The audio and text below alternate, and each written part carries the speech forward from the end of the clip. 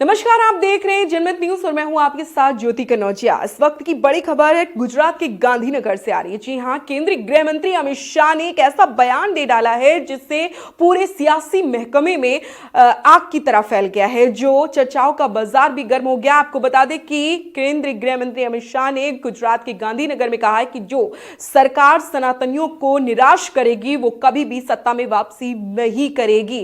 अब क्या अमित शाह जी को लगता है कि शंकराचार्य का बीजेपी को 2027 में कुर्सी से उतार देना है? क्या ये सीधा निशाना है योगी आदित्यनाथ पर? क्या योगी आदित्यनाथ को मत बेचने की तैयारी हो रही है? क्या है पूरा मामला, जरा आप भी देखिए इस बयान को।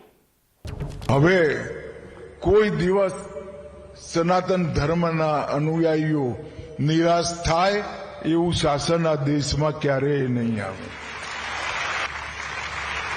આઝાદી થયા પછી સનાતન ધર્મના અનેક સંપ્રદાયોના સૌ અનુયાયીઓ રાહ જોતા હતા કે એક એવી સરકાર આવે જે આપણા સનાતન ધર્મને મહત્વ આપી એના આધાર પર દેશ ચલાવવાની।